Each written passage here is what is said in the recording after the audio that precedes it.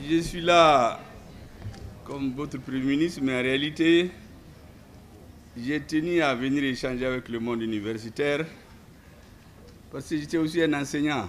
Peut-être que je vais redevenir. Pour l'instant, je suis dans d'autres activités. Et il y a un objectif que je vise. Vous savez que les dirigeants chez nous sont toujours dans le corps à corps avec ceux qui veulent dominer l'Afrique. Ils sont dans le face-à-face. Les autres font tout pour les faire taire, de diverses façons de faire, pour qu'on ne les entende pas. En tous les cas, pour que le message ne passe pas auprès du peuple. Parce qu'ils n'ont pas peur des dirigeants, ils ont peur des peuples. Un dirigeant, vous en avez 1, 2, 3, 4, 5, 10. Mais quand ils disparaissent pour diverses raisons, le peuple n'a plus de repères. Mais quand c'est le peuple qui s'empare d'une idée, ça devient un ouragan que personne ne peut arrêter. Et même lorsque le dirigeant n'est plus là, l'idée continue d'irriguer les masses. Et c'est pour cela que je me suis dit que tous ces beaux discours qu'on est en train de tenir ici et là sous la transition, les auditeurs écoutent quand ils sont dans les salles, ceux qui regardent les télévisions les écoutent, mais la grande masse n'a pas suffisamment accès à cette information. Parce que peut-être au moment où c'est délivré, les uns et les autres sont occupés à autre chose. Je me suis donc dit que les grandes questions fondamentales autour desquelles se construit le Mali nouveau, il est important qu'en plus des cadres politiques et administratifs, que l'essentiel, la majorité des Maliens, sous une forme ou d'une forme, aient accès à ces informations. J'en ai eu l'expérience. Vous savez, en 2018, j'avais publié un livre. J'étais plus libre que maintenant. Chaque fois qu'on finissait, je partais dans les facultés, souvent 100 élèves, 200 élèves. L'objectif, c'était de propager l'idée. Et en 2020, quelqu'un m'a dit qu'il a parlé avec un des chefs rebelles au nord, qui lui a dit que ce livre-là, lorsqu'il est sorti,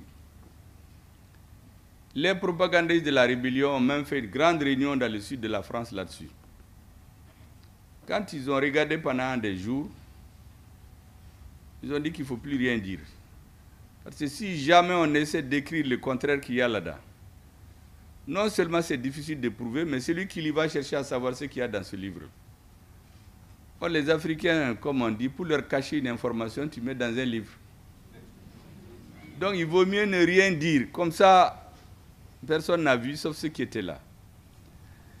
D'autres ont dit que ce livre, en réalité, apportait plus de tort à la rébellion que toutes les armées du monde. Parce que ça délégitimait leur combat. Tous les arguments qui étaient écrits pour justifier la rébellion ont été battus en brèche, un à un, avec des arguments à l'appui. Actuellement, est-ce que vous savez que lorsque le Mali a chassé la MINUSMA, il y a beaucoup d'officiers avant de partir qui viennent acheter ce livre. Donc c'est maintenant que certains veulent comprendre qu'est-ce qui s'est passé au Mali. J'ai dit, mais tant mieux, qu'ils vont amener chez eux. Il y en a qui achètent 1, 2, 3, 4, 5, qui vont donner à l'universitaire. D'autres se proposent d'aller le lire. Lorsque ça a été publié, nous avons une proposition d'achat des droits d'auteur à 1 million d'euros. Ça veut dire que si on le vendait, on prend nos sous. Mais celui qui a les droits, il peut aller broyer, le livre ne part nulle part. Or, nous ne l'avions pas, nous ne sommes pas des écrivains. Je vis avec mon diplôme d'ingénieur de télécom. Donc le livre, c'est juste pour distiller la connaissance. Nous avons refusé et finalement, le livre est resté jusqu'à présent. Les gens l'achètent. Les Européens l'achètent avant de retourner dans leur pays pour aller comprendre ce qui se passe au Mali. Parce que dans le livre, il est écrit que c'est exactement le contraire qu'on nous dit qui se passe. Ce qui rejoint les explications que le ministre de l'Enseignement supérieur vient de donner. On a formaté notre esprit. Il y a une façon de voir le problème du Nord qui est totalement faux. C'est justement parce qu'à la tête du pays est arrivé le président de la transition et ses compagnons d'armes. On s'est croisés en cours de route. Il s'est trouvé ce qu'on appelle l'unité de pensée et d'action au sommet de l'État, avec la même interprétation des causes de la crise au Mali. Vous entendez certains dire la cause multidimensionnelle de 2012, mais c'est faux, je vais vous démontrer. Ce n'est pas 2012 que ça a commencé. 2012, ça c'est les Nyedimi. Et les Konadimi là, c'est depuis longtemps. C'est ce que je vais vous trouver. La deuxième chose, à l'occasion de 2024, quelque temps avant le retrait de la CEDEAO, ou le jour même de quelque temps avant le retrait, notre président a parlé. Il n'a pas beaucoup parlé, mais il a fait un discours d'à peu près 30 minutes en Bamana. J'ai pris soin de traduire, j'ai dit qu'il faut le garder. Je lui ai même dit que désormais on va lui envoyer la carte de secrétaire politique d'un mouvement très politique qui dit que lui n'est pas politique. Kala Kala, quoi l'État là? Mais quand vous prenez son discours, j'ai dit que tous les jeunes Maliens doivent le connaître. Parce qu'il y a beaucoup là-dedans. Comme on dit, il y a à boire et à manger dans ce discours-là. Ça, c'est le 16 janvier. Lorsque nous sommes sortis de la CEDEAO le 28, le 31 janvier, le président du Burkina a donné une interview que j'ai pris soin de regarder intégralement et décrypter. Il y a de grandes révélations dans ces interviews. Le même jour, celui du Niger a donné une interview plus longue encore, en français, en germain et en hausa. J'ai pris de regarder au moins en français et en germain. Il y a beaucoup d'informations dans ces discours. Celui qui ne fait pas attention, non seulement vous ne les regardez pas à cause de leur durée, mais vous n'allez pas saisir la quintessence de ce qu'ils disent. Je me suis donc dit qu'il serait bon de faire de larges conférences avec les cadres du pays, les opérateurs économiques, les milieux universitaires qui véhiculent par définition la connaissance, la jeunesse qui doit apprendre, parce que j'ai dit aux jeunes qui sont dans mon cabinet, les jeunes, préparez-vous à prendre la relève. L'administration n'a pas de relève. Aujourd'hui, nous sommes obligés souvent de prendre des retraités comme conseillers spéciaux parce que les nouveaux jeunes n'ont pas appris à travailler. Et c'est pourquoi beaucoup de jeunes qui sont au chômage, je leur dis, vous êtes ici, apprenez à travailler. Faites des notes techniques, allez-y voir vos anciens. Ne vous asseyez pas dans les bureaux en train de parler ou hausser le ton. Parce que c'est devenu le sport national. Quand des jeunes ne sont pas d'accord, celui qui crie le plus fort, qui tape sur la table, qui menace, les plus vertueux se taisent et les plus effrontés, généralement, c'est des ignares. C'est eux qui finissent par s'imposer. C'est eux qui finissent par s'imposer et ils pullulent partout. Dans les assemblées, dans les réunions, moi je les appelle, à l'instar de Senghor, les ignares triomphants. Vous savez, quand je l'ai dit la première fois, il y a quelqu'un qui a dit qu'on insulte les gens. J'ai dit, mais ce n'est pas une insulte. Ça, c'est un terme littéraire, c'est Senghor qui l'a dit. C'est des gens qui croient qu'ils connaissent tout, alors qu'ils ne connaissent rien. Ils sont nombreux au Mali, dans les écoles, dans les partis, dans les parlements. Voici des messieurs qui en imposent à tous. Et les gens les plus vertueux, les plus corrects, les plus scrupuleux finissent par se taire et abandonner. Et finalement, le pays est dans les mains de ceux qui ne contribuent pas à son avenir. On se retrouve dans la situation d'il y a plusieurs siècles où un roi chinois voulait faire la guerre à tous ces pays voisins, parce qu'avant, vous savez, c'est la raison du plus fort. Hein? On fait la guerre, on prend des territoires, on ajoute. Il y a un conseiller qui lui a dit, monsieur le roi, si nous faisons la guerre, nous allons perdre beaucoup d'argent et beaucoup d'hommes pour rien. Nous allons travailler en douceur. L'élite politique ils ne sont pas nombreux. Essayons de les lier des relations de corruption avec eux. Au bout de 20 ans, va s'habiter chez les gens, il y aura une habitude, ou pour être quelqu'un, ce n'est pas les connaissances. Il s'agit d'être un corrompu qui a beaucoup de relations. La population, nous essayons de désorganiser leur système éducatif. Que les élèves les moins vertueux émergent. Au bout de 20 ans, nous aurons une école où le niveau intellectuel est largement en dessus du coefficient moyen. Si vous déclenchez la guerre contre ce pays, vous gagnez en quelques jours. Parce que vous aurez un État dirigé par des corrompus et peuplé par des ignorants, qui ne veulent ni se battre, ils sont habitués à jouir et qui ont peur de la mort. Donc en quelques années, vous les prenez tous, vous les soumettez. Et c'est ce qu'ils ont fait. Au Mali, quand vous regardez, si l'élite dirigeante ne fait pas attention, on risquait, il y avait des grands risques de se retrouver dans quelques années avec des dirigeants corrompus, je vais vous démontrer, quelqu'un qui a 3-4 passeports en poche, qui jure fidélité à 4 nations, et il dirige chez nous. Il est à la défense, il est à l'administration territoriale, il est aux affaires étrangères. Partout où il y a les confidences, il est là-bas.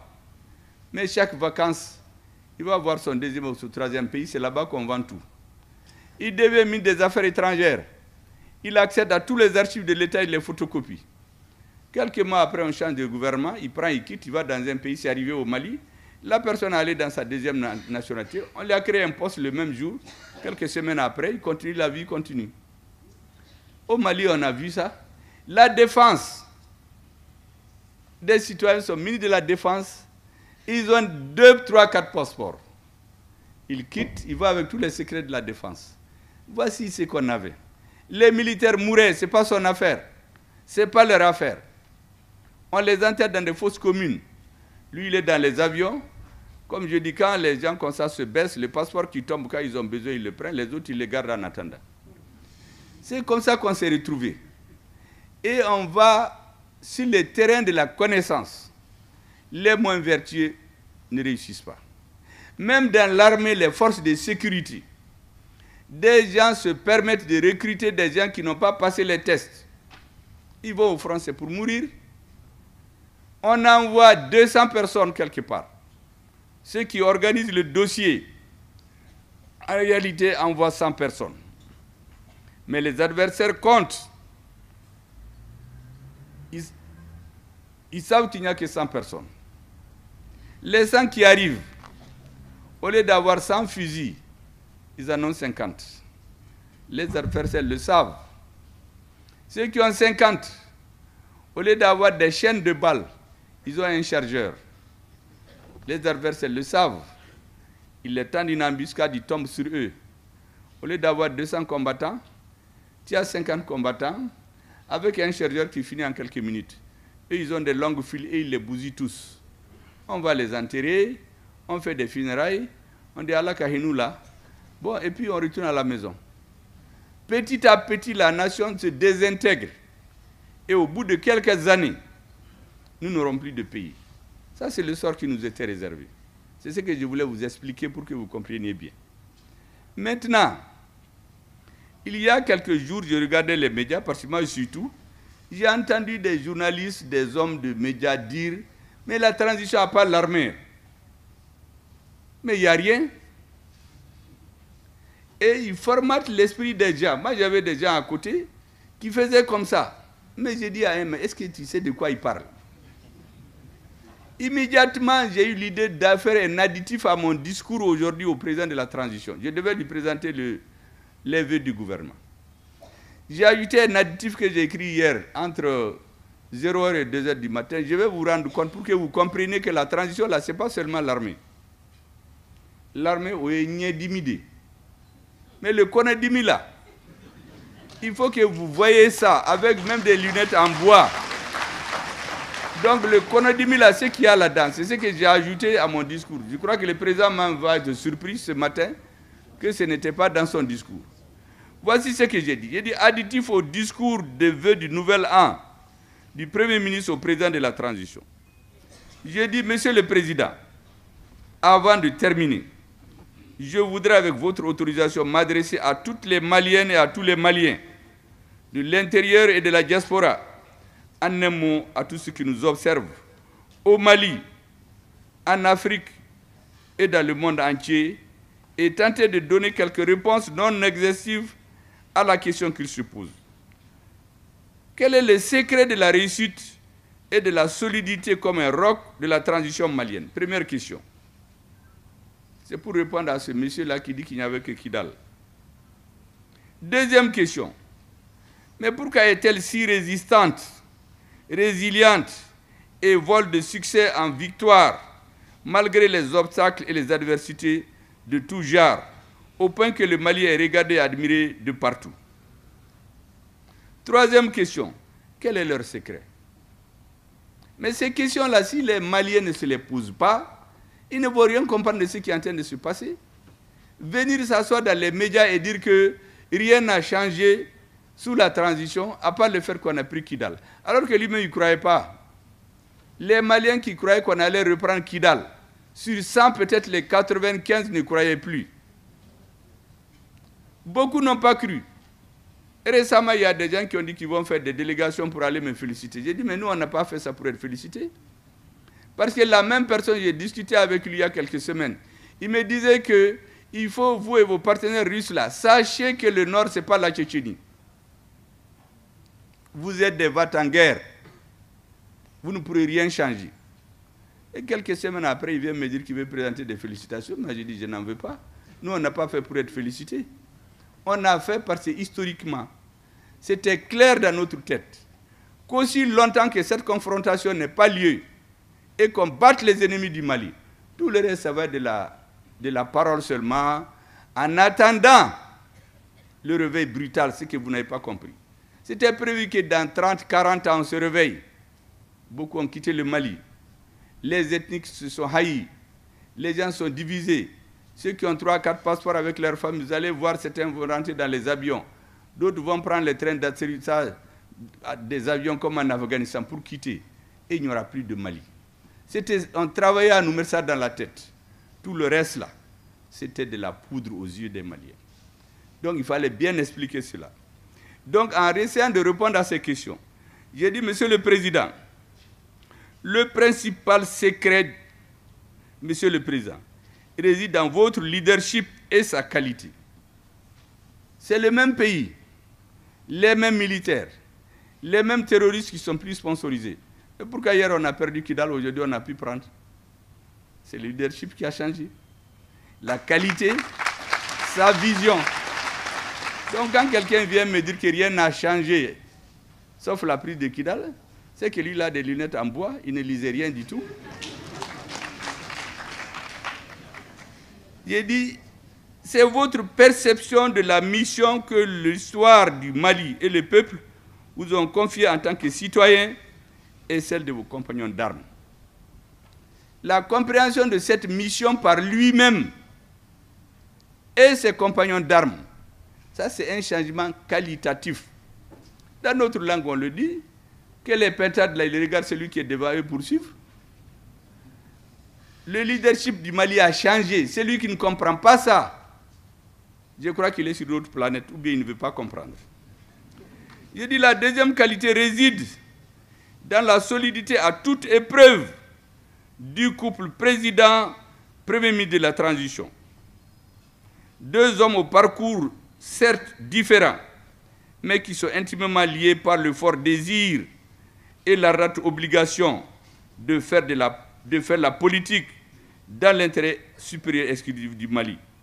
Construire le Mali nouveau, le Mali courant et ce dans toutes ses dimensions d'un État moderne, dans le concert des grandes nations. En d'autres termes, réaliser ce qui est possible et rendre possible ce qui est nécessaire pour le Mali. Et c'est ça la politique. J'ai dit aux gens, il ne s'agit pas d'aller mentir. Politique, la politique, c'est un art. Ce n'est pas une science exacte. Moi, je suis un ingénieur de télécom. Beaucoup d'hommes politiques, c'est des juristes. Il n'y a pas une école où on va apprendre. Quand vous allez dans les écoles, là, vous devenez un conseiller. Mais être un homme politique, là, il n'y a pas une école où on apprend pour l'instant. C'est l'école de la vie. Et nous avons compris qu'il faut un véritable art pour réaliser ce qui est possible au Mali. Ce qui est nécessaire. Et de rendre possible ce qui est nécessaire.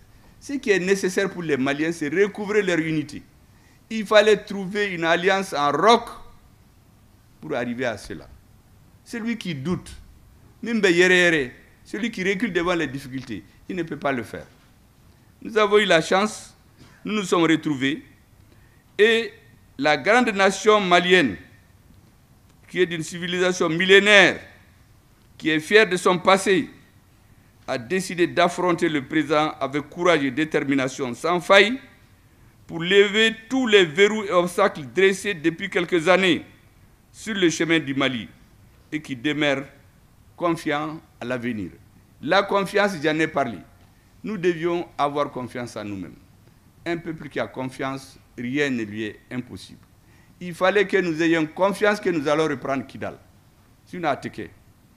Aujourd'hui, avec la prise de Kidal, les gens ont compris qu'impossible n'est pas malien. Donc c'est très important que les uns et les autres comprennent. Les relations entre le président et le premier ministre, c'est du roc. J'ai dit à certains qui voulaient jouer sur les petites contradictions, vous savez, même les dents se mordent souvent. Un premier ministre qui croit que dès qu'il est Premier ministre, il faut que tout ce qu'il veut se réalise. Dans un État, il y a le chef. Dans un pays, je dis souvent au ministre, il y a Dieu, il y a le peuple, il y a les lois. Après eux, là, c'est le président, c'est le chef. Si tu crois que tu es Premier ministre et on fait ce que tu veux, tu vas aller te bagarrer tous les jours avec les gens. Parce qu'on n'a jamais tous les jours satisfaction. Quand tu es Premier ministre, tu avales 8 couleuvres, un bois, et tu travailles avec un. Si tu n'as pas ça en tête, croire que ça veut dire que tu as perdu de vue ta mission principale. Or, dans la tête du Premier ministre, dans la tête du président, c'est Kidal. Tout le reste, là, il faut l'accepter souvent. Si vous n'êtes pas capable de faire ça, Kidal ne pouvait jamais être libre. Donc cette symbiose d'opinion a fait que pendant 3 ans, tous les ennemis du Mali, de l'extérieur, des ministres, des hommes politiques, ont élaboré des discours. Premier ministre clivant, il divise les Maliens. Il ne peut pas rassembler. Ce n'est pas un rassembleur. Or, quand on entend des Maliens, mais celui qui a volé l'argent des hélicoptères et celui dont les enfants sont morts parce qu'ils n'ont pas d'hélicoptère. C'est vrai, c'est des Maliens, on peut se faire mais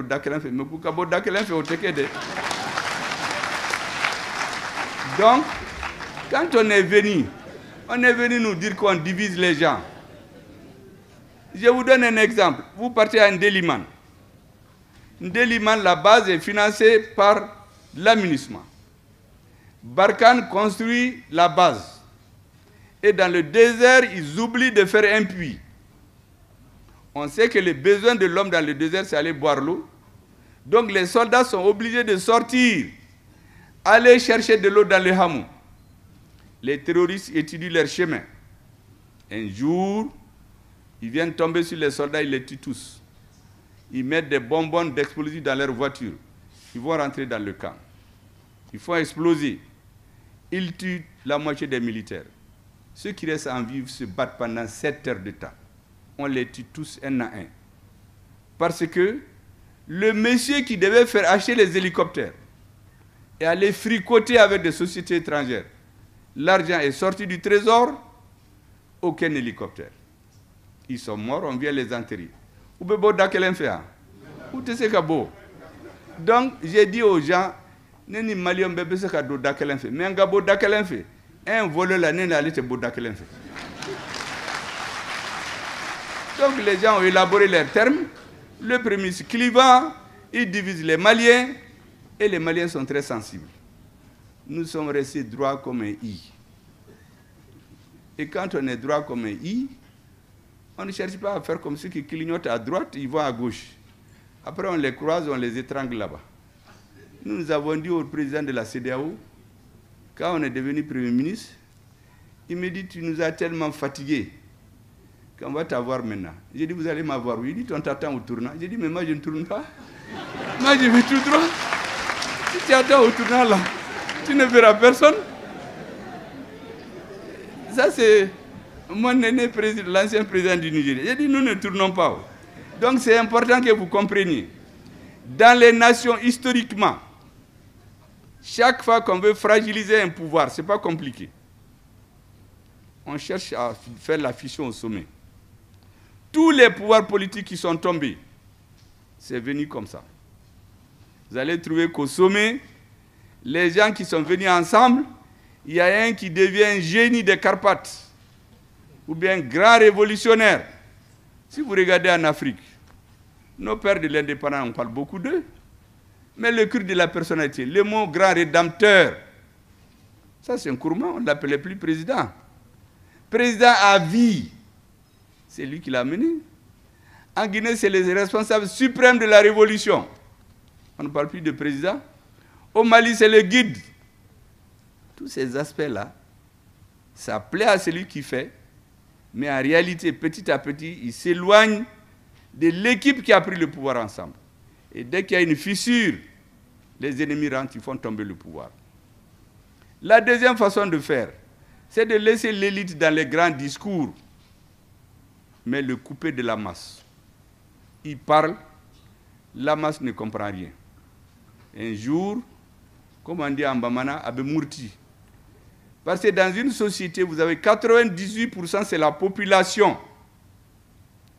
Les 2%, c'est entre ceux qui dirigent et ceux qui s'opposent. Ils se battent chacun pour avoir les 98%. Donc, pour stabiliser un pouvoir, il faut maintenir en permanence le lien organique, étroit entre la base et le sommet.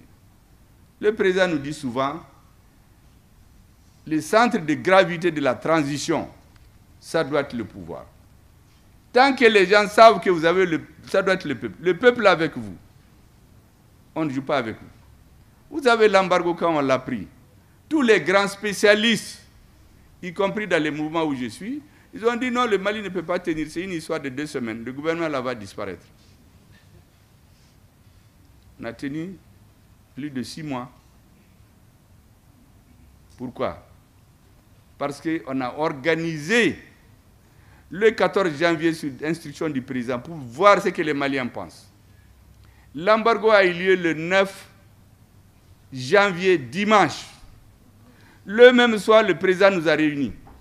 Le même soir, on a pris la décision de faire un communiqué pour leur montrer qu'on n'est pas abattu. Le lendemain, lundi, conseil des ministres extraordinaire. Beaucoup m'ont vu, c'est la première fois que j'ai porté les tenues militaires pour venir. Le même jour, le gouvernement a adopté 2 mesures. La première des choses, il faut qu'on élabore un plan de riposte pour plusieurs mois. Deuxième chose, le président veut savoir qu'est-ce que les Maliens pensent de nous. On a lancé un appel pour sortir le 14 janvier. Les ministres, on est descendus dans mon cabinet. En 3 jours, on a fait le plan de riposte, je l'ai remis au président le mercredi soir. Sans changer rien dans le reste du programme du gouvernement. Le vendredi, au lieu du Conseil des ministres, on a réuni le Conseil national de la défense. C'est de là-bas que je suis allé à la place de l'indépendance.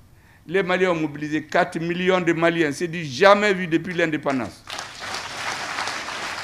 Et il n'y a aucun chef d'État africain qui peut mobiliser en 4 jours, sans donner 1 franc, 4 millions de citoyens. En réalité, ça c'est de la politique. Ce n'est pas de venir crier sur les gens. On a donné de l'argent à personne. Même le mouvement politique où je suis, certains ont refusé. Et mais qui organise ça? C'est le Premier ministre, c'est le président. Mais c'est des citoyens qui se sont organisés, ils ont mis quelqu'un à leur tête, il s'appelle Alaï Bokoum, il est là. C'est eux qui ont organisé. Mais les Maliens sont sortis. Je vous assure que c'est ce jour que le destin de la transition s'est joué. Parce qu'il y a des ambassades qui ont fait des lettres confidentielles pour dire à leur gouvernement, attention, ces messieurs que vous voyez là, ils sont plus populaires que vous ne pensez. Et c'est pour cela que nous avons été très heureux quand le président nous a proposé de choisir le 14 janvier comme la journée de la souveraineté retrouvée. Parce qu'on avait décidé de nous rabattre le caquet pour qu'à partir de ce jour-là, nous ne soit plus rien. Vous avez la première transition, comment ça a eu lieu? On a menacé le gouvernement d'embargo, les Sanogola, ils ont tout abandonné. Parce que les gens croyaient que c'était les militaires. Il faut faire de la politique. La société, c'est la politique. Si jamais on s'était assis seulement ce jour-là, ils allaient se coaliser. Mais quand ils ont vu le peuple, ils se sont interrogés. La suite, vous la connaissez. Mais si l'équipe n'était pas solide comme un roc, chacun allait se chercher. Moi, j'ai des présidents, parce que la plupart, je les connais. Oui, mais qu'est-ce que tu fais avec les militaires là? Ils vont te trahir tôt ou tard, ils ne sont pas sérieux. Vous savez que moi, j'ai la conviction que c'est les mêmes personnes vont appeler les militaires pour leur dire, mais qu'est-ce que vous faites avec ce type-là? Il n'a personne derrière lui d'ailleurs. C'est quelqu'un qui n'a rien, il vient s'accrocher à vous pour exister. Et si jamais on n'est pas vigilant, il y a un président qu'on a attrapé il n'y a pas longtemps, moi je l'ai rencontré dans une visite officielle, avec son ministre des Affaires étrangères, j'ai fait 2 heures de temps pour me convaincre que j'ai une carrière politique à ne pas compromettre avec ces militaires. On a discuté pendant 2 heures. Je suis sorti, je crois qu'ils ont cru qu'ils m'ont convaincu. Ils sont allés à droite, moi je suis allé à gauche. Et cette gauche-là, je suis venu au Mali, j'ai dit qu'il faut qu'on consolide les relations avec le président. C'est la seule chose pour qu'on échappe. La troisième raison de la solidité de la transition malienne réside dans la mise en œuvre et dans la portée de grandes décisions que vous avez prises dans la période critique et charnière de 2021-22. Vous vous souviendrez, lorsque le Premier ministre a été nommé, le président a été invité à l'Assemblée générale des Nations unies. Le président m'a appelé. Il m'a dit, va me représenter. Dans des cas comme ça, les gens font les discours, on donne, que les gens voient. Moi, je connais des prémices. Ou bien tu fais ton discours, il vient le président censure.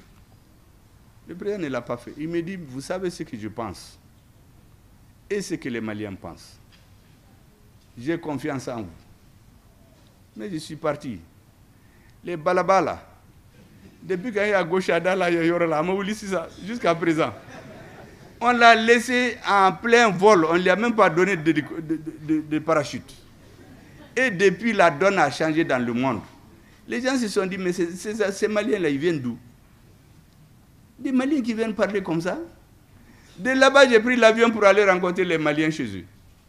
Leur ministre des Affaires étrangères m'a dit qu'il m'envoie quelqu'un qui est venu philosopher l'histoire du Mali. Ils ont été en Russie, on perd notre temps. C'est à quoi ils sont habitués. Quand il a fini, j'ai dit, monsieur, vous savez que vous avez un problème. Vous vous trompez d'époque. Le colonialisme est terminé, en tout cas au Mali, dans l'esprit des dirigeants. Vous vous trompez de dirigeants. Ceux qui dirigent le Mali aujourd'hui, leur souci, ce n'est pas d'être apprécié par vous. C'est d'être apprécié par les Maliens. J'ai dit, regarde l'hôtel où je suis. J'ai dit, regarde l'hôtel où je suis. Avant, c'est 10 fois ça. Mais vous ne pouvez pas loger dans un hôtel comme ça. Parce que vous êtes sur les fonds publics. Les hôtels trop chers, là, c'est pour les stars. Mais quand les Africains viennent, c'est là-bas qu'ils vont. Vous ne pouvez pas parce que vous respectez votre peuple. Chez nous, là, on cherche à dormir et être en phase avec notre peuple. Assimi Goïta, il quitte Kati, il est à Koulouba. Il n'a pas besoin d'hôtel de luxe. Nous aussi, vous avez refusé de me donner le cortège, parce que quand je suis venu de Washington, on a retiré le cortège de la voiture du Premier ministre. L'ambassadeur était très gêné parce qu'ils sont fâchés. J'ai dit, Excellence, moi je viens du village. Si vous n'avez pas de chauffeur, vous me donnez le volant. L'essentiel, c'est que j'arrive dans mon hôtel. Cortège, ou qu'à cortège, c'est leur affaire. Parce que quand je partais à New York, j'avais un cortège. Quand je suis revenu, ils ont enlevé le cortège. Vous avez si c'était les autres Africains, il va être abattu, il va prendre peur. Je dis ça, c'est pas nous, c'est pas la même équipe qui est au Mali. La troisième chose, je l'ai dit que vous trompez de pays. Quand vos grands-pères ont colonisé l'Afrique, il y a des pays qu'ils ont pris en quelques semaines. Chez nous, vos ancêtres ont fait 38 ans de guerre. Du 22 septembre 1878 au 16 juin 1916, quand Firoun a été pris. La première, c'était la guerre de Saboussiré. La deuxième, c'est la guerre Andrambokan. 38 ans. Je dis donc, ce n'est pas un peuple qu'on vient prendre comme ça. Il faut changer ces trois logiciels. Si vous ne les changez pas, vous allez continuer à vous tromper. Il est venu avec un air très menaçant, complètement dégonflé. Il me dit, mais lui, il a été en Russie au mois d'août, que les Russes lui ont dit qu'il ne vont rien faire, qu'on se méfie parce qu'on va se tromper. Je lui ai dit que vos informations sont périmées. Vous étiez là-bas au mois d'août. Moi, je viens en septembre, je viens des Nations Unies. L'ambassadeur, le ministre des Affaires étrangères russe m'a dit que tous les engagements qu'ils ont pris, ils vont les respecter. Donc, allez-y revoir votre copie. Il a pris ses bagages, il est parti. Le lendemain, j'ai pris mon avion, je suis rentré au Mali. Et c'est en ce moment qu'ils ont décidé de mettre une nouvelle technique. Regrouper des journalistes, des hommes de médias, des hommes politiques, élaborer des éléments de langage. Il faut déstabiliser ce Premier ministre-là. Il faut qu'on arrive à l'enlever. L'esprit de la dictature, c'est un ministre qui dit là-bas, il se réclame d'un dictateur, il ne connaît pas la démocratie. Il y a un autre qui veut, il est clivant, il ne peut pas rassembler les Maliens. L'argent se distribue, chaque semaine il se retrouve pour faire le point. À quel point on l'a affaibli. Ah, le président, c'était un imperturbable.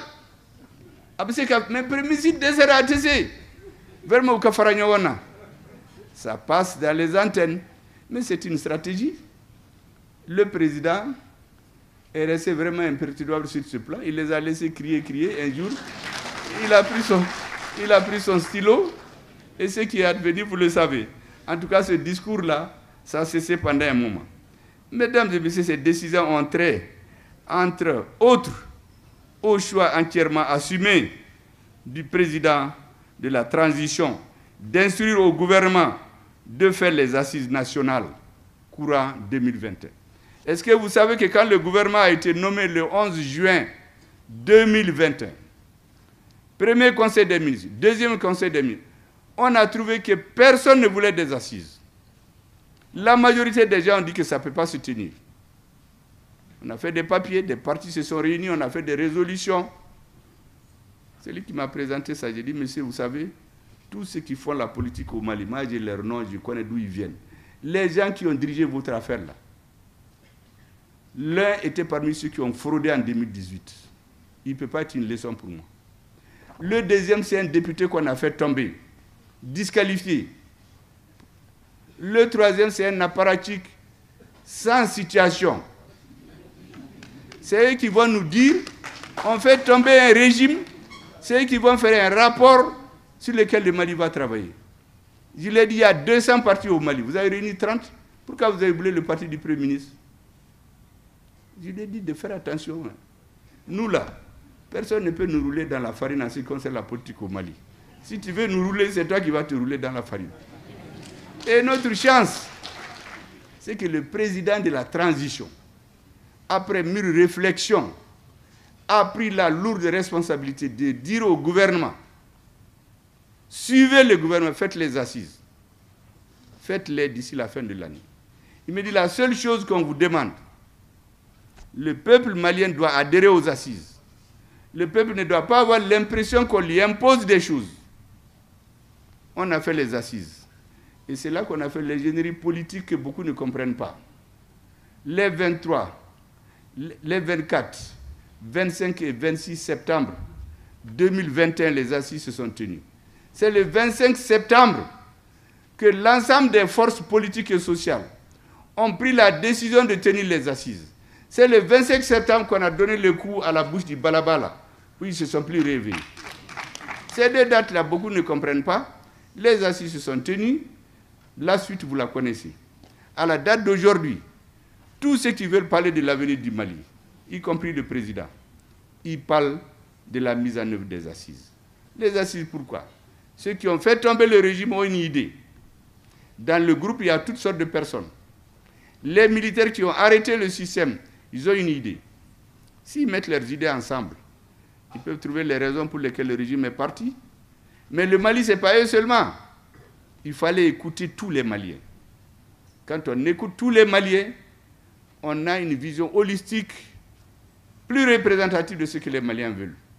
Et c'est ce que les assises ont fait. Sous la haute direction des 3 ministres qu'on a appelés les triumvirats. Le ministre d'État chargé de l'administration territoriale, le ministre de la refondation et la ministre déléguée chargée des réformes politiques et institutionnelles, auquel je voudrais qu'on rende un hommage, parce que c'est une page importante de l'histoire qui a été écrite. Le sort de la transition, de la même façon dont il a dépendu du 14 janvier, il a dépendu des conclusions des assises. Est-ce que vous savez que quand on formait le gouvernement, quand j'ai dit au ministre de la refondation qui va être ministre, il dit non, non, que lui, il ne s'est pas battu pour ces choses-là. Vraiment, il faut qu'on le laisse en paix. Maintenant que le régime a changé, il va aider ceux qui vont venir. Il dit, hey, c'est avec toi qu'on restait jusqu'à 0h, 2h là pour parler de refondation. Les Maliens, il y a beaucoup qui ne comprennent rien dans la refondation là. Moi, je ne vais pas être là à expliquer aux gens. Le rôle du Premier ministre, c'est faire la coordination. Tu vas venir, c'est toi qui vas expliquer aux gens. Il est venu. Après, un jour, il me dit que vraiment, quand il parle avec les gens, ils comprennent ce que ça veut dire, ce qu'on veut refonder. Les termes de Malikoura, refondation, rectification, vous savez, c'est quand on a compris que certaines choses se passent qu'on est allé là-dedans. Mais après, quand on a tenu les assises, vous savez que dans notre pays, on est habitué au per diem. Les gens ne croyaient pas qu'on peut ne pas donner l'argent. Le mythe de la refondation, et un de mes conseillers se sont arrêtés. Ils ont dit aux Maliens que le pays n'a pas d'argent. Personne ne nous donnait un franc. Les Maliens, quand on leur explique la vérité, ils acceptent.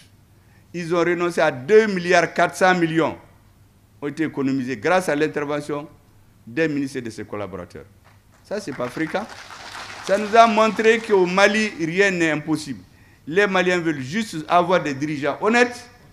Ils veulent savoir la vérité. C'est comme ça que les assises se sont tenues. Mesdames et messieurs, je dis à monsieur le Président, ces décisions ont trait la 4e raison. C'est de la solidité de la transition.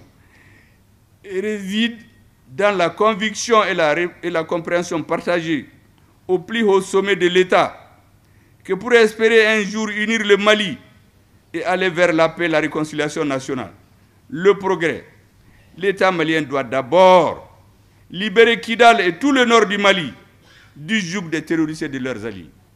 Si on n'avait pas cette conviction chevillée au corps, avec les problèmes, on allait reculer. Il fallait que ce soit dans la tête du président et de ses compagnons militaires, dans la tête du gouvernement, que tout ce que nous faisons là, l'objectif final c'est Kidal.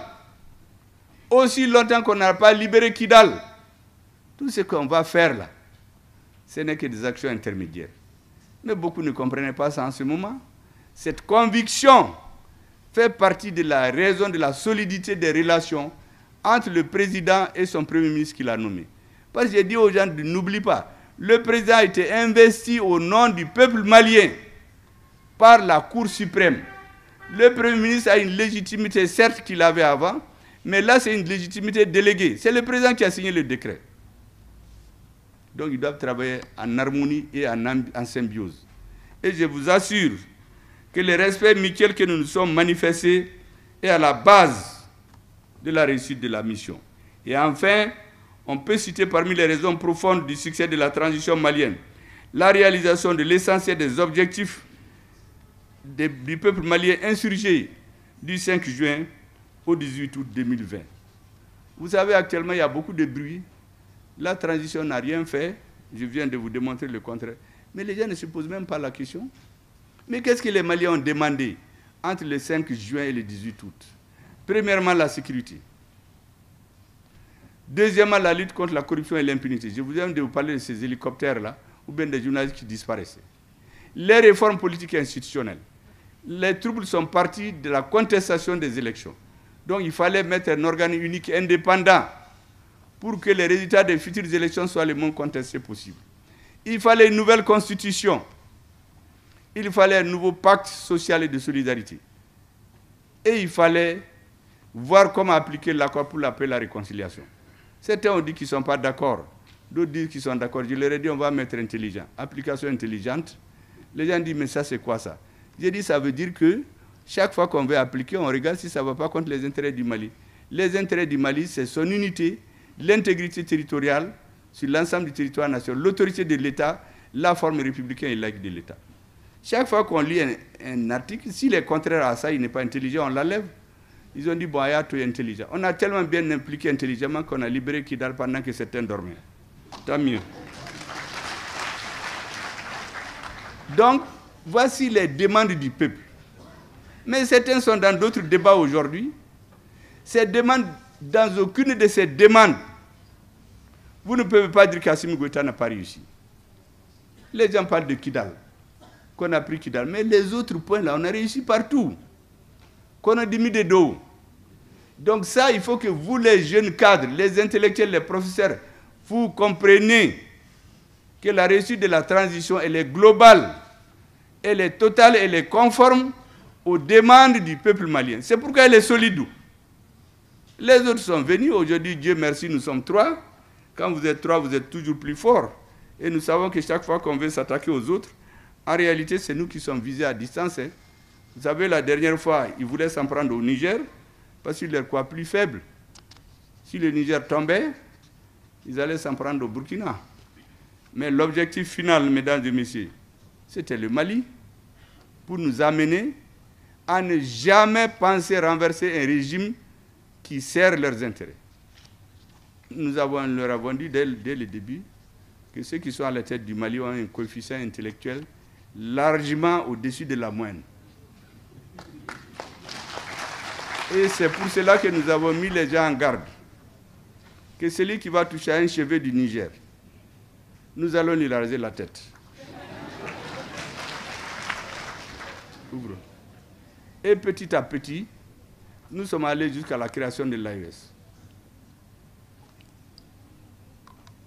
Est-ce que vous savez qu'un moment avant la création de l'AES, la CEDEAO a voulu comploter à travers un pays de la CEDEAO pour tomber et déloger la direction du Niger. Mais quand nous avons été informés, on a dit qu'il faut prendre le train en marche. Nous, on va plus vite qu'eux. On a créé l'AES, on a lu en même temps qu'on est sorti de la CEDEAO. Je crois que beaucoup n'ont pas dormi. Parce qu'ils se sont dit, mais ces gens-là, de quoi ils sont capables? Nous, on veut aller faire la guerre et ils sont sortis. Où est-ce mis leur force d'attente là? Ils l'ont mis en place depuis avril 2012, quand notre président est tombé. La CEDEAO a mis en place une force d'attente qui est en train d'attendre jusqu'à présent. Je ne sais même pas quand elle va se réveiller. Donc cette force-là n'est plus jamais revenue. C'est pour vous dire que je ne vais pas lire le tout pour ne pas vous fatiguer, mais c'est l'essentiel que je vais vous dire. Vous savez, depuis 2002, tous les discours que moi j'ai tenus sont archivés et sont sur YouTube. Celui qui veut pas aller regarder. C'est pourquoi moi je ne triche pas avec les gens. Les convictions fortes, il faut toujours les défendre. Parce que c'est ce qui prévoit la fin. Quand on va être toujours avec les pouvoirs, qu'ils soient bons ou non, un jour ou l'autre vous allez regretter. Et c'est pour cela, mesdames et messieurs, on a fait une analyse. La direction du Mali est venue à la conclusion que toutes ces forces internationales qui sont chez nous, MINUSMA, Barkhane, G5 Sahel, Takuba, ECAP, et Petiti et Patatala, en réalité, tous ces messieurs étaient là. Il y avait une grosse camisole avec un monsieur derrière qui tire les ficelles. On a mis sur nos têtes, nous embrouiller. Cancun, Donyogona, on va continuer à se tuer. Dogon, Peul, Petit Pata, d'ici 20, 30, 40 ans. L'élite, l'oligarchie qui travaille pour elle, va avoir de l'argent, des comptes, des passeports et elles vont chez elles. L'or, les manganèses, toutes les richesses, ils vont aller s'enrichir avec. Beaucoup ne savent pas que depuis 2012, à Kidal, on exploite de l'or. Où va l'or? Il n'y a aucune route à Kidal, ni à Gao, mais il y a une oligarchie à Bamako qui vit de ça. Quand l'essentiel va, il y a certains membres de l'oligarchie qui amènent l'or. C'est distribué aux grandes pontes, dans l'armée, dans la justice, dans les partis politiques, et ils envoûtent les gens. Réunion des partis, le monsieur V, il sort 1 million, tout le monde est content. Mais on ne sait pas où est-ce qu'il a pris l'argent. Donc nous nous sommes dit que cette camisole-là, il faut qu'on la détricote, mais de façon méthodique. Nous avons commencé par Takuba. Takuba, pour ceux qui ne savent pas, en Soré et en Tamashek, c'est le sabre pour diviser.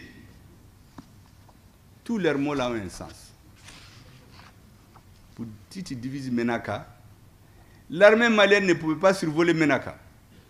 Quand on va, ils nous disent, ah, c'est les forces, c'est la zone d'entraînement nocturne de Takuba. Le Mali ne peut même pas payer des lunettes à vision nocturne.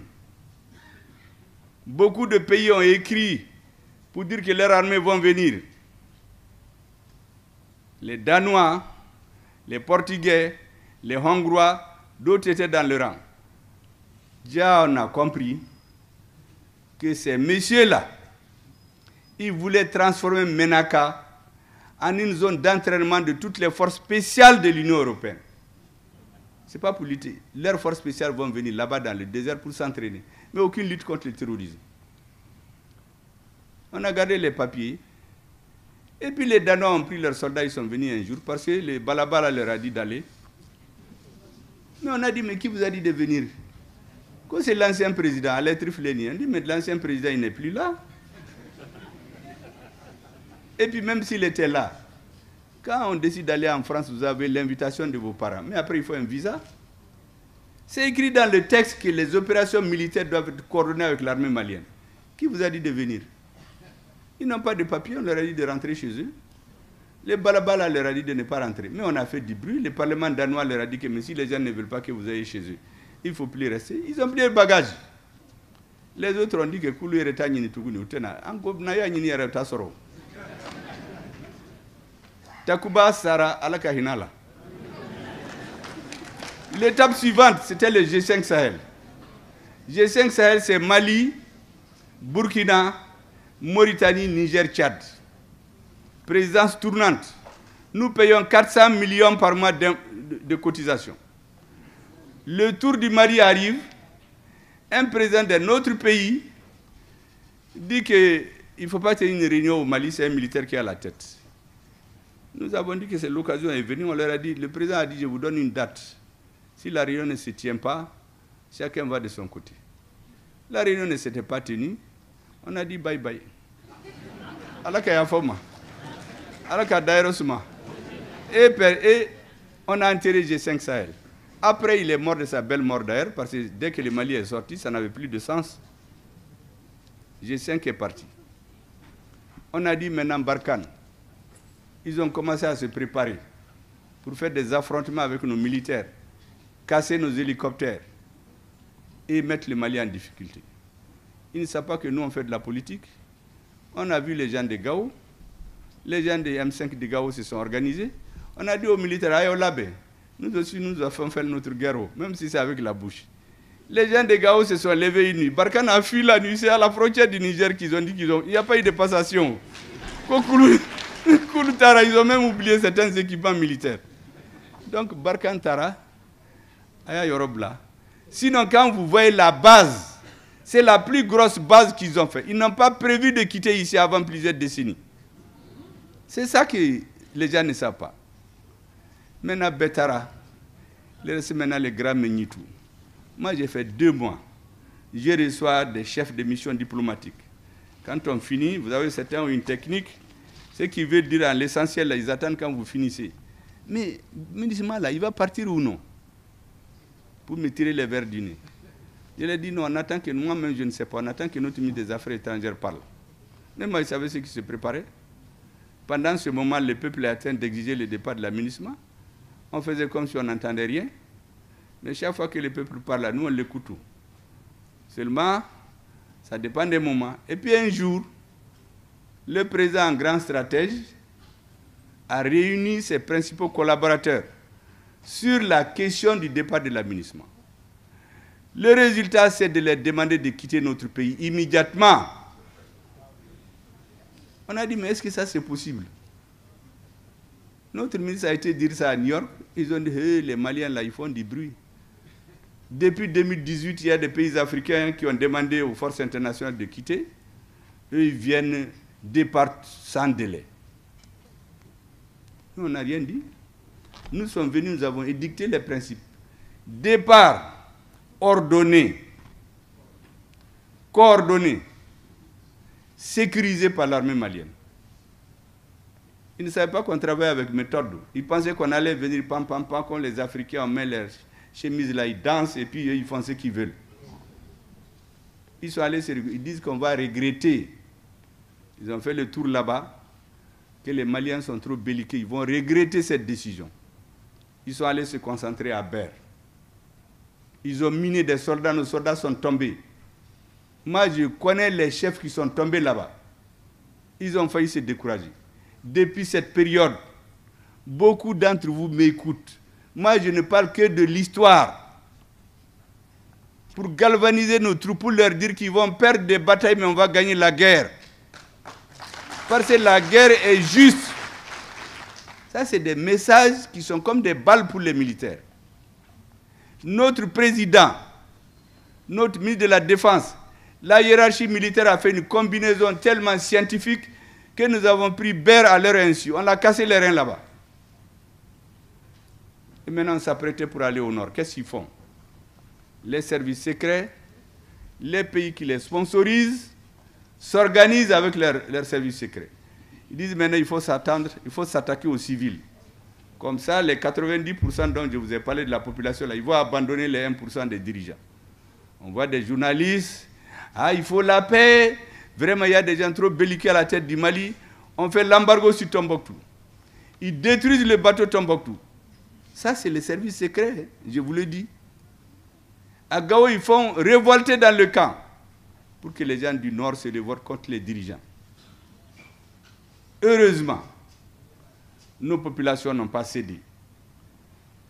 J'ai à cette occasion félicité les populations du Nord. Vous savez, à Gao, le jour où il y avait l'explosion dans la base, c'est un imam qui s'est levé dans sa mosquée pour haranguer les foules, leur dire que les terroristes doivent savoir qu'au Mali 2013 n'est pas 2012. Ils vont les retrouver des pieds fermes. Ils ne vont pas reculer. Le président a annulé toutes les cérémonies festives de la fête du 22 septembre pour aider les populations. C'est comme ça que nous avons pu passer le cap. Sinon, l'objectif, c'était de faire révolter la population contre le gouvernement. Ils ont échoué. On est monté plus haut. On a pris Anefis. Depuis 2012, le Mali n'est pas allé à Anefis. Ensuite, on a mis le cap sur Kidal et les autres. Vous savez qu'est-ce qu'ils ont fait? Départ ordonné, coordonné et sécurisé. On se donne un rendez-vous à 8 h. On vient, on nous dit qu'ils sont partis depuis 6 h. Et on dit, mais ça, c'est quoi ça? Et qu'ils sont en insécurité. Vous êtes venus pour sécuriser les Maliens. Vous-même, vous êtes en insécurité. Mais ça, c'est vraiment grave. Qu'est-ce qu'on s'est rendu compte de quoi? Ils ne se croient plus malins.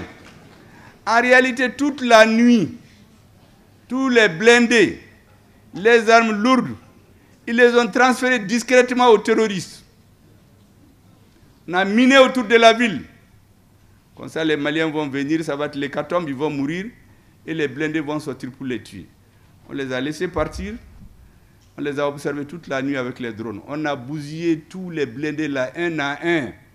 Et en quelques jours, entre là, nos soldats, avec un professionnalisme digne d'être enseignés dans les écoles militaires, a débroussaillé la situation et le Mali a rentré à Kidal. Chez Moboulika Bafanga.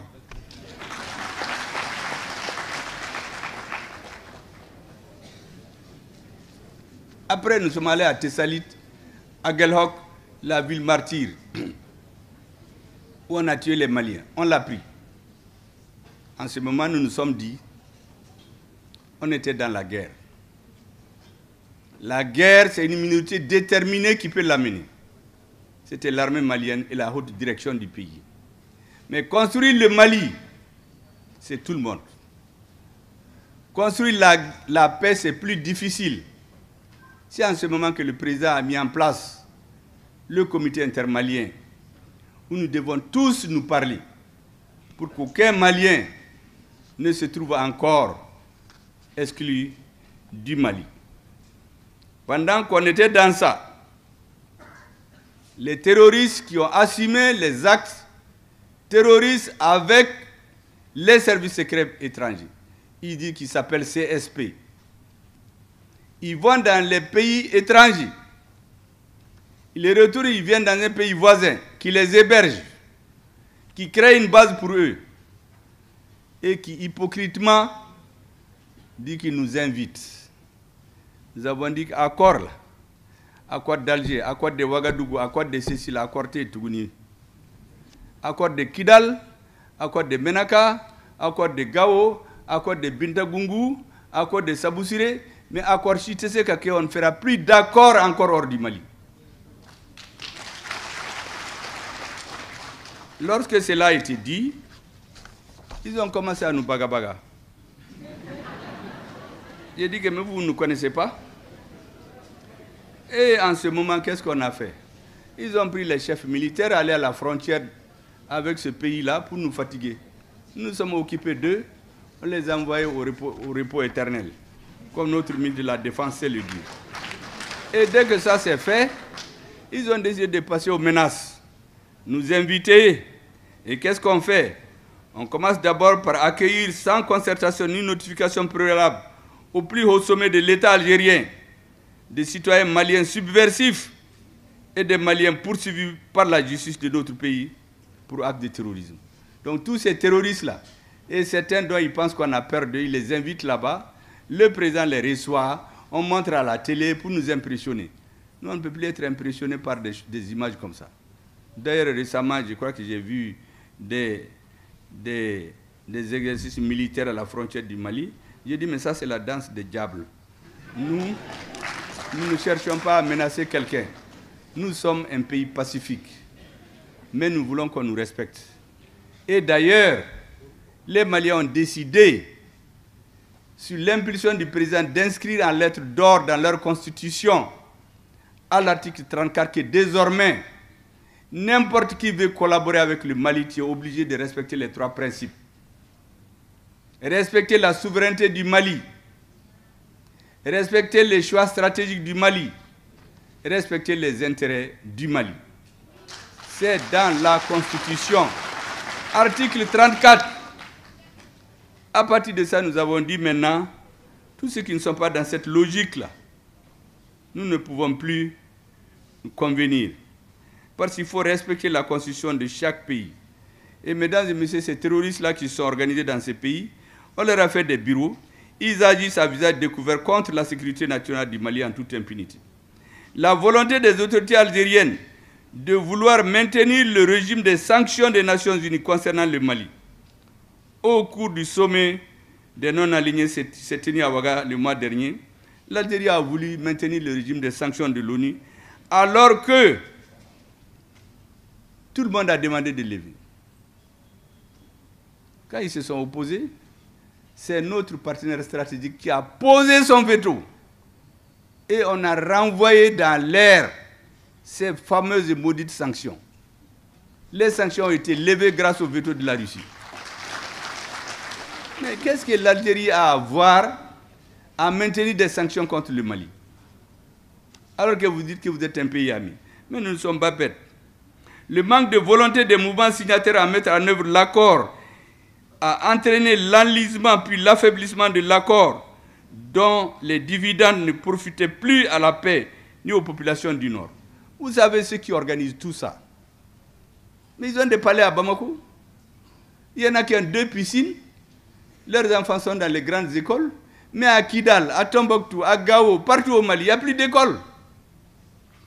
Ils ont 2-3 passeports. Quand ils veulent, ils vont à Paris, ils vont à Washington. Les enfants des autres, eux, ils meurent. Ce n'est pas leur problème. Le Mali a placé une confiance aveugle en la communauté internationale. Cette confiance n'a produit que des effets estompés. Le Mali a été trahi en réalité de bonne foi. Imaginez-vous, des soldats qui vont à la retraite, qu'on arrive à récupérer, et on vient nous dire qu'ils vont rentrer dans notre armée, ils vont être des généraux. Mais nos généraux qui se sont battus, qui ont usé les fonds de leurs culottes, qui ont fait le corps à corps pour être généraux. Comment un soldat qui n'a pas pu atteindre les grades pendant qu'il était dans l'armée, tu vas à la retraite et tu vas aller avec les terroristes et tu veux venir rentrer dans l'armée malienne. Mais nous avons dit que nous ne sommes plus dans ça. Ça, c'est terminé. Cette époque-là est révolue à jamais. Personne ne rentrera plus dans l'armée si vous ne l'avez pas mérité, si vous n'avez pas l'accord des chefs militaires. Avant, c'est les politiciens qui s'asseyaient dans une salle, ils faisaient des carreaux, mais X, Ablema, Kanyi, Fima, Mani. Et puis...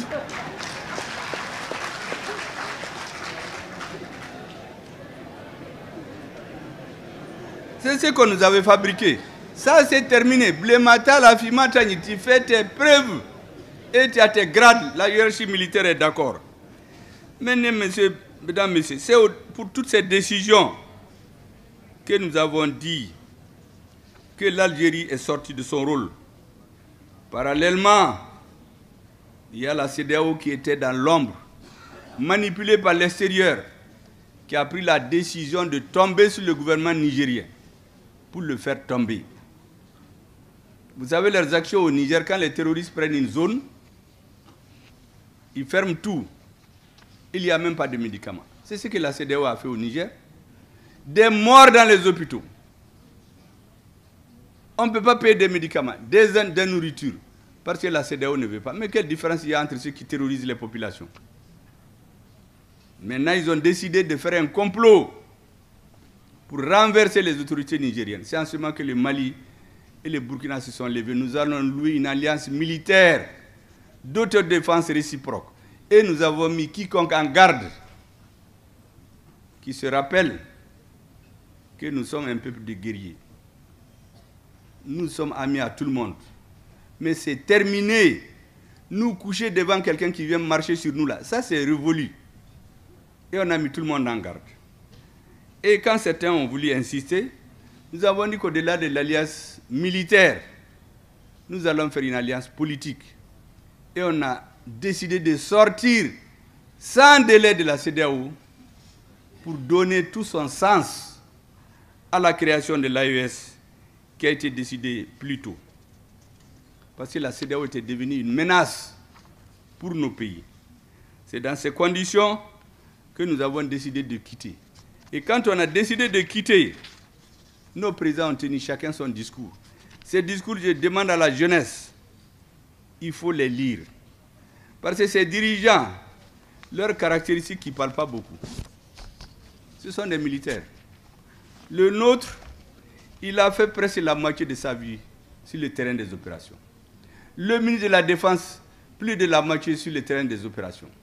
Le président du Conseil national du CNT, plus de la moitié de sa vie sur le théâtre des opérations. Le directeur des services de sécurité, plus de la moitié sur le théâtre des opérations. Donc c'est des hommes d'action. Ils n'ont pas peur de la mort. Mais il faut qu'ils aient des partenaires avec le peuple pour éclairer la route.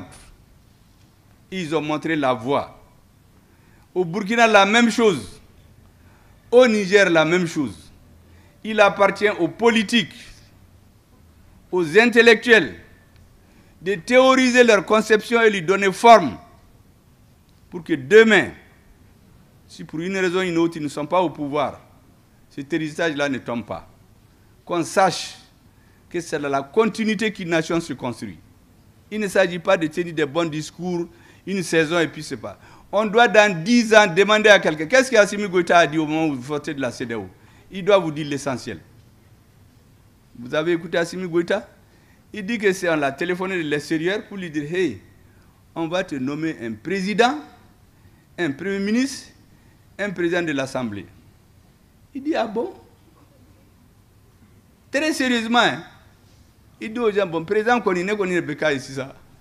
Maintenant, le reste, là, on verra. Le président du Niger, il nous dit que le jour où il y avait la crise au Niger, il y a un pays européen qui a voulu les appeler pour intervenir. Est-ce que vous savez que c'est le président français qui a appelé le monsieur? Il dit, mais le Niger, là, ce n'est pas pour vous. Il ne faut pas parler avec le Niger, c'est pour la France.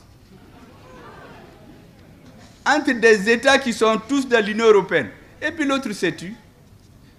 Coup bagabaga. Les bagabaga, là, ça peut marcher ailleurs. Nous, là, c'est terminé. Il n'y a plus ça chez nous.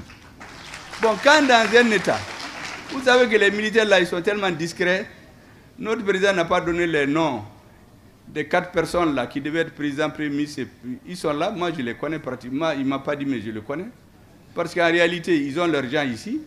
Le Niger aussi n'a pas dit le nom du pays, mais je connais le pays. Mais vous imaginez, nous étions des choses de quelqu'un. Ce n'était pas des pays, hein, c'est leurs choses. Même quand vous voulez parler avec nous, ils vous disent que vous ne pouvez pas. Vous savez que moi, j'ai été dans une mission à l'extérieur, dans un pays. Vous savez ce qu'ils m'ont dit? Il y a un prince que j'ai rencontré. Je lui ai dit que, tu sais, nous, moi, je suis venu chez vous, sinon dans notre population, on pense que vous êtes les amis des Français. Ah, il me dit, tu sais, nous, on nous a dit que pour parler aux Africains, là, il faut passer par eux. C'est-à-dire, quand tu veux parler au Mali, là, tu vas dans ces pays-là. S'ils veulent parler au Mali, il faut qu'ils aillent à Paris pour qu'on leur dise comment il faut parler aux Maliens. Parce que le Mali, c'est la chose des Français. Vous imaginez dans quel état on était? Et tous ces dirigeants que vous voyez cravatés, ils font du gros français au Beba ou Yibo dans les avions, ils étaient tous là-dedans. Abbé, des vauriens qui font des années là-bas à échouer dans les classes. Ils vont dans les bibliothèques pour étudier les formules latines, là, veulent nous impressionner. Ah, mais tu vas pour Kafode. Kassoro Foy. Il y a Foy. Il ne peut pas leur dire non. Si on leur dit de s'asseoir, ils s'assoient. On lui dit de se lever, ils se lèvent. Quand il vient en Afrique, il fait du bruit. Quand on va là-bas, on le tape sur les épaules.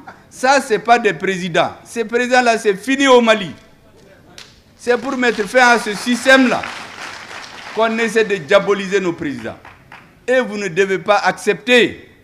Si ces présidents, par l'âge, par décision personnelle, ne sont pas là demain, le flambeau, vous devez le tenir. Les jeunes, les filles, une nouvelle race d'hommes politiques pour libérer l'Afrique définitivement.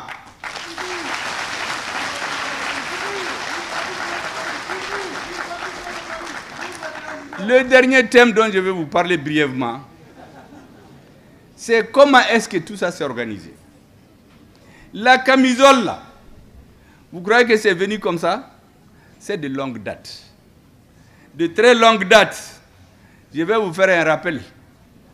En septembre 1884, s'est tenue à Berlin une conférence qu'on appelle la conférence de Berlin sur le partage de l'Afrique, qui s'est achevée en février 1885. Ils avaient 2 résolutions. La première, en Afrique, il y a 2 grands fleuves. Un s'appelle le Niger, l'autre s'appelle le Congo. Il faut qu'on aille les aider à régulariser la circulation sur ces fleuves. Première conclusion. Deuxième conclusion, nous allons partir nous entraider. La France va apporter la mission civilisatrice de la France. L'Angleterre va apporter les 3 C, la civilisation, le commerce, le christianisme. Voici les conclusions de la conférence de Berlin. Les Russes étaient là-bas. Ils ont réuni 14 nations. Les Américains étaient là-bas. Les Américains leur ont dit, mais les Africains, là, il n'y a personne. Mais c'est les Européens qui décident. Dans les relations internationales, c'est une question de rapport de force. Le roi de Belgique, on lui a donné le Congo comme propriété privée. La route Congo-Océan, là, ils ont tué plus d'1 million de Congolais pour construire la route. Mais aujourd'hui, ils disent que c'est eux qui ont civilisé les Congolais. 1 million. Ils sont venus. Une fois qu'ils se sont installés, On a oublié les fleuves Niger, on a oublié les 3C, on s'est mis à tuer les gens, à faire la guerre, coloniser, opposer les gens, retirer les richesses. Ils ont fait tout ce temps-là, jusqu'à ce que la Seconde Guerre mondiale a éclaté. Quand elle a éclaté, ils ont dit aux Africains, venez nous aider à nous libérer. Une fois qu'on est libre, vous aurez l'indépendance. Avant, on croit que les Africains, ils fuient. Sur le front, quand c'est chaud, c'est eux qui montent. C'est eux qui cherchent les serres à canon. On a compris que c'est des hommes qui sont braves. Quand la guerre est finie, les plus braves, on les a orientés quelque part pour les faire disparaître tous. Pour qu'ils n'aillent pas expliquer les choses à leur peuple. Les autres, que les gens connaissent, ça c'est des phénomènes qui ne sont pas les plus importants. En tout cas, dans l'histoire, il y en a beaucoup, mais au moins on les connaît, pour montrer comment c'est important de connaître quelque chose. À Tcharoï, au Sénégal, les soldats ont demandé juste qu'on les mette dans leurs droits. On les a tués tous. Pourquoi ils revendiquent d'être dans les mêmes droits? Ça, c'est parce qu'on le sait.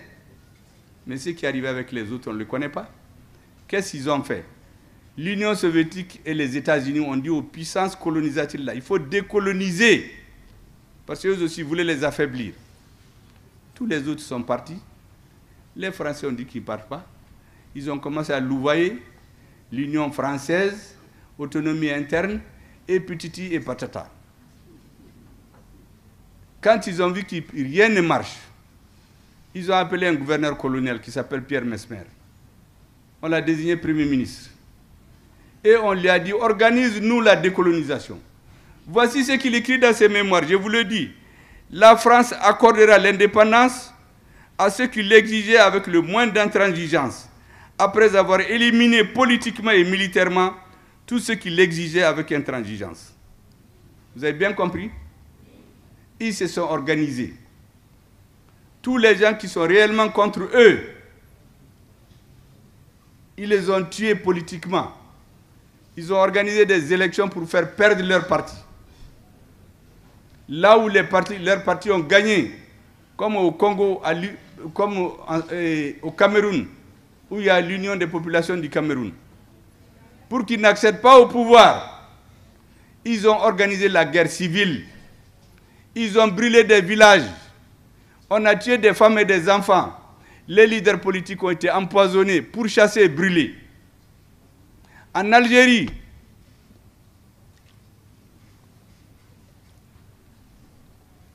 on a tué les gens. Est-ce que vous savez qu'il y a des lieux où on a tellement tué de personnes, enterrées, qu'on avait peur qu'une commission internationale vienne voir les cadavres? On a ouvert les cimetières pour créer un four crématoire, pour faire des cendres, qu'il n'y ait plus de traces. Voici la mission civilisatrice. Et donc, quand on a eu l'indépendance, les présidents, on a commencé à les démarcher.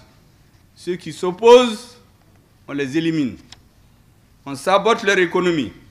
Les mêmes populations qui les applaudissaient deviennent mécontentes. Et puis on les élimine, on fait des coups d'État. Les coups d'État sont venus, les militaires ont fait leur temps, ils ont commencé à comprendre. Qu'est-ce qu'ils font? Les ressources financières des pays qui viennent de la vente du coton, du cacao, de l'or, on appelle ça les termes de l'échange. Ils divisent par 2 ou 3. Donc un pays qui a 3 000 francs se retrouve avec 1 000 francs dans l'année. La population augmente, les élèves augmentent, les services secrets rentrent dans les amphithéâtres, rentrent dans les studios. Ils disent aux professeurs, à la société, vos malheurs, c'est ce monsieur-là. Il faut démocratiser. S'il part, vous aurez tout.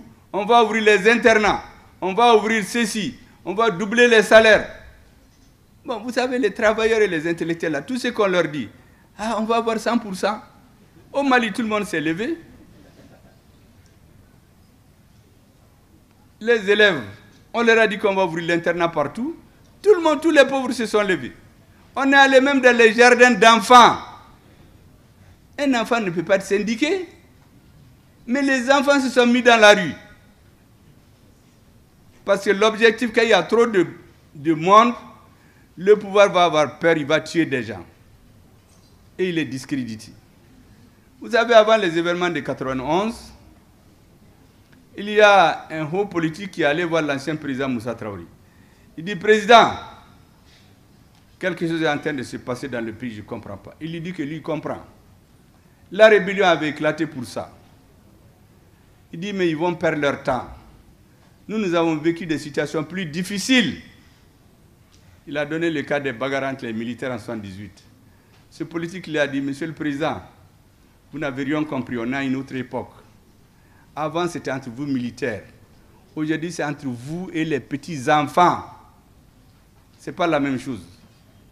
Mais l'histoire avait décidé que ça soit comme ça. Au Soudan, pendant plus de 20 ans, ils ont cherché à diviser le Soudan. Ils y sont réussis en 2011. On a créé 2 pays. Pendant tout le reste du temps, on dit qu'il faut la démocratie. Comme certains s'agitent aujourd'hui pour dire que rien n'est fait au Mali depuis que la transition est venue. Jusqu'à un jour, on a trouvé une masse critique de femmes et d'enfants qui sont sortis dans la rue pour dire qu'ils veulent la démocratie. Les militaires ont lâché leur chef, ils l'ont arrêté. Ils ont fait un gouvernement d'union militaire-civile pendant 1-2 ans. Ils ont retiré tous les civils. Les militaires, ils les ont poussés. Regardez le Soudan maintenant.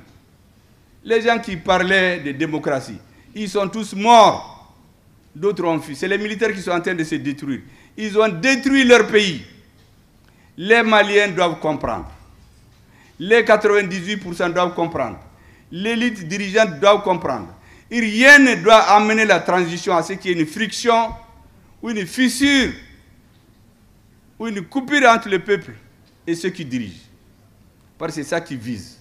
Le Mali ne doit jamais être comme un pays où les dirigeants sont venus se bagarrer. Vous voyez les militaires soudanais aujourd'hui, chacun va dans un pays demander des soutiens, mais et leur pays?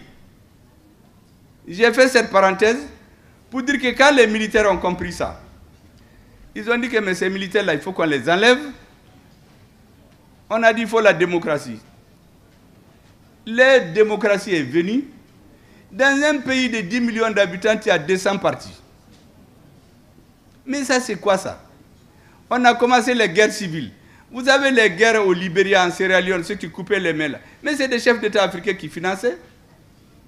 Sous le couvert de la démocratie, on a renversé les régimes. Remarquez seulement, tous les pays de l'Afrique francophone que je sais, sans exception, prenez-les. Rwanda, Burundi, Zaïre, Congo, Tchad, Centrafrique, Niger, Algérie, Mali, Côte d'Ivoire, tout Burkina. Dans tous les pays, on a changé le pouvoir après la conférence de la Baule. Il y a eu des coups d'État, des guerres civiles et destruction du système éducatif et du système militaire. On a détruit l'État, on a détruit l'armée, on a détruit l'école. L'étape suivante, les armées étant affaiblies, on dit il faut aller lutter contre le terrorisme. Au Mali, en 2000, il y a eu une conférence stratégique internationale à Abidjan. 2000. Pour poser la question aux Africains. Est-ce qu'en 2020, 2015, est-ce qu'il n'est pas nécessaire que l'Union européenne ait des bases militaires dans le Sahel? Est-ce que vous savez que c'est le responsable malien qui a pris la parole le premier pour justifier la nécessité pour l'Union européenne d'avoir des bases militaires au Mali, dans le Soudan? Un Malien. Dans ce débat, tous les gens qui ont soutenu qu'il ne faut pas de bases, 6 mois après, ils ont perdu leur poste. Tous ceux qui ont dit qu'il faut des bases militaires, ils ont eu des promotions dans leur pays, sont devenus ministres, ministres d'État, présidents, parce qu'on cherche des membres d'une oligarchie au service de l'étranger.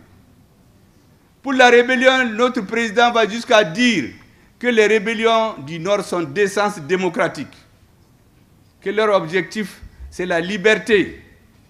Les populations du Nord n'ont jamais rien demandé à personne. Moi, je suis du Nord. La sécheresse nous a tous chassés dans les années 70. Moi, j'ai marché à pied aller au Niger. Les Touaregs sont allés en Algérie, dans les pays arabes. Kadhafi allait les enrôler. Nous, quand on travaille là-bas, on envoie l'argent pour faire des pieds et des écoles. Les autres viennent avec des fusils pour nous soumettre. On va les armer. On vient nous dire que c'est parce que le Nord n'est pas développé. Aujourd'hui, vous pouvez demander au ministre des Infrastructures. Il y a des routes qui sont annoncées. On sort des millions pour les entretenir. Il n'y a pas de route, on donne l'argent. Les cadres qui font ça sont à Bamako. Quand il y a les conférences, c'est eux qui vont pour dénigrer l'État malien. Ça, c'est terminé. Les forages, il faut qu'on compte combien de forages sont faits au Mali. Des cadres véreux qui sont ici à Bamako, qui fricotent avec une certaine oligarchie et prennent notre pays en otage. On est en train de mettre de l'ordre dans tout ça. Tout le reste, je vous dis que c'est de la poudre aux yeux des gens. Tout le reste, c'est la poudre aux yeux des gens. Et pour vous montrer comment est-ce que cette histoire de mandat limité, 2 mandats, mais aux États-Unis, Roosevelt a fait 3 mandats et demi jusqu'à ce qu'il est mort. Quand ils étaient à notre niveau de développement, il n'y avait pas de limitation de mandat. On a amené ça pour qu'à la tête des États, il y ait quelqu'un avec qui on travaille pendant 10 ans, on l'enlève, on la met un autre, qui fait leur jeu. Parce que si dur, il risque de comprendre et venir refuser après. Et puis comme on est tous rentrés là-dedans, moi je donne l'exemple de Tanja. Quand il a fait son tazarché au Niger et qu'il est tombé, tout le monde s'est levé contre lui. Mais est-ce que vous savez que pendant cette période, déjà il était en train de négocier avec les Français. L'uranium nigérien était vendu à 130 et quelques mille la tonne. Il leur a dit qu'il n'est pas d'accord. Il faut qu'ils gagnent en plus des 30 000. C'est pendant qu'ils étaient dans ces discussions. Vous savez comment ils font? Les présidents, là, on vous entoure. Les présidents africains, là, vos conseillers spéciaux, ils ont l'argent là-dedans. On leur a dit qu'il faut chercher un 3e mandat. Il faut dire que c'est pour terminer tes actions. Et lui aussi dit qu'il est d'accord. Il est entré dans le tazarché.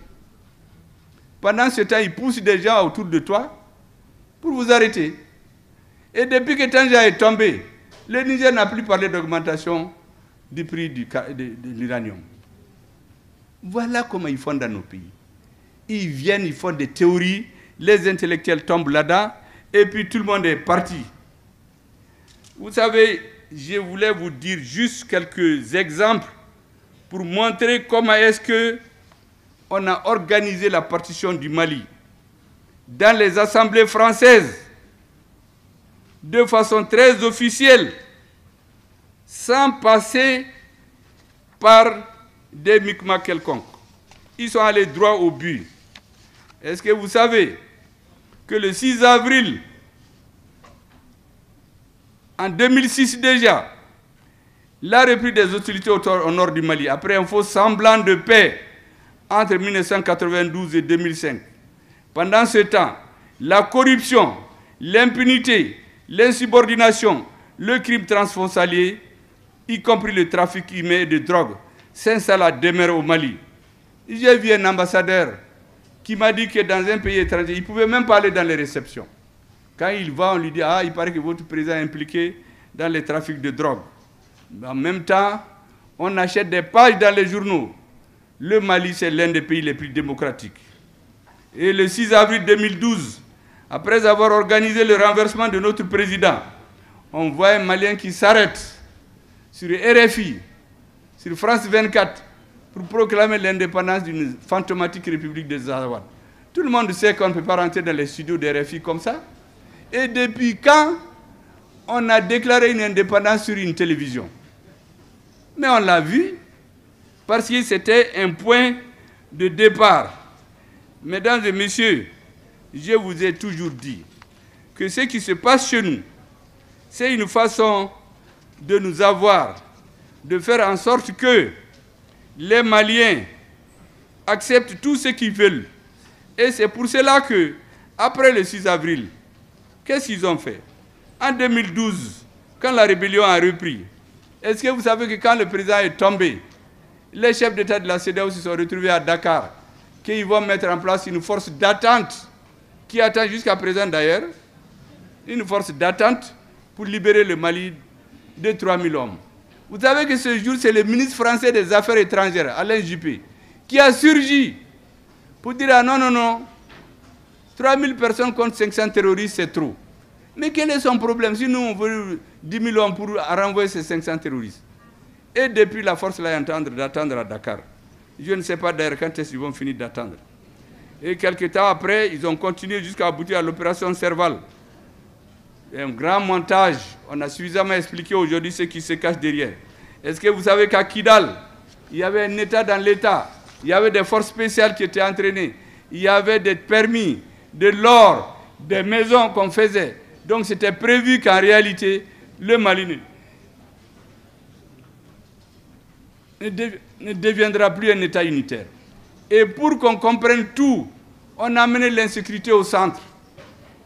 L'aménagement au centre du Mali n'était pas dans ses missions.